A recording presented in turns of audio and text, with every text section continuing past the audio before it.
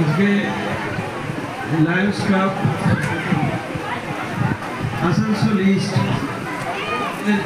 উদ্যোগে এই যে একটি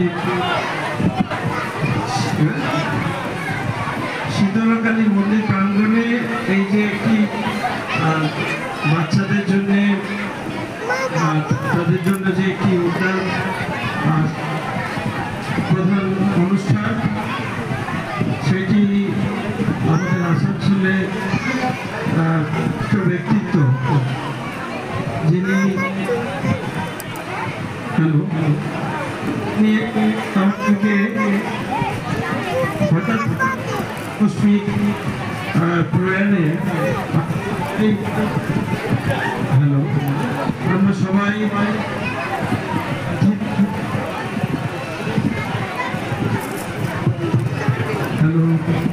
আমরা সবাই ব্যথিত তার শব্দ প্রয়াণে।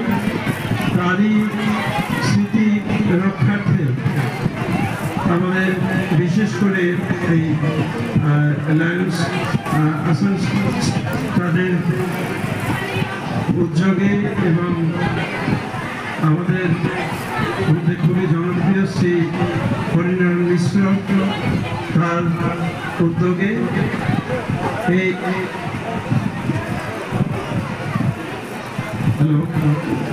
বাচ্চাদের শিশুদের জন্য এই একটি উদ্যান করা হয়েছে।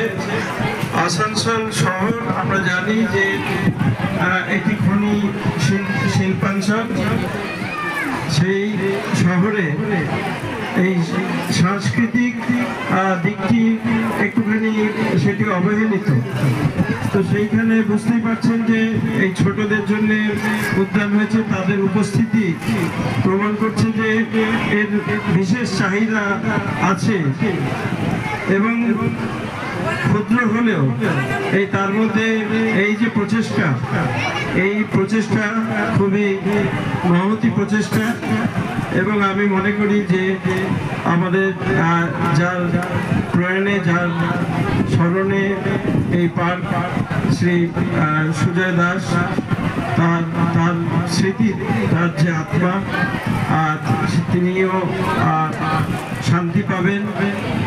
আমরা এই অবস্থায় আমরা এইরকম নানান উদ্যোগ নিয়ে আমরা তার স্মৃতিটিকে ধরে রাখতে পারি।